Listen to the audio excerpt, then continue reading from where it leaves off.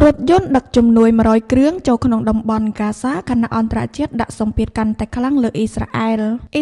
បានអនុញ្ញាតឲ្យរថយន្តជំនួយចំនួន100គ្រឿងដឹកម្សៅអាហារទារកនិងឧបករណ៍វេជ្ជសាស្ត្រចូលទៅក្នុងតំបន់ហ្គាហ្សាស្រីបនៅព្រឹកថ្ងៃប្រហ័សនេះខណៈដែលមន្ត្រីអង្គការសហប្រជាជាតិបានរាយការណ៍ថាបញ្ហាចែកចាយរហូតដល់ពេលនេះគ្មានជំនួយណាមួយទៅដល់មនុស្សដែលត្រូវការជំនួយនោះទេនាយករដ្ឋមន្ត្រី Benjamin Netanyahu ថាអ៊ីស្រាអែលនឹងបើកចំហចំពោះបទឈប់បាញ់បណ្ដោះអាសន្នដើម្បីអាចឲ្យមានការវិលត្រឡប់របស់ចំណាប់ខ្មាំងប៉ុន្តែបើមិនដូច្នោះទេលោកនឹងបន្តយុទ្ធនាការយោធាដើម្បីទទួលបានការគ្រប់គ្រងទាំងស្រុងលើតំបន់ហ្គាហ្សាបន្ទាប់ពីការបិទផ្លូវរយៈពេល11សប្តាហ៍លើការផ្គត់ផ្គង់ចូលទៅក្នុងតំបន់ហ្គាហ្សាយោធាអ៊ីស្រាអែលបានបញ្ជាក់ថារថយន្តជំនួយសរុបចំនួន98គ្រឿងបានចូលកាលពីថ្ងៃច័ន្ទនិងថ្ងៃអង្គារ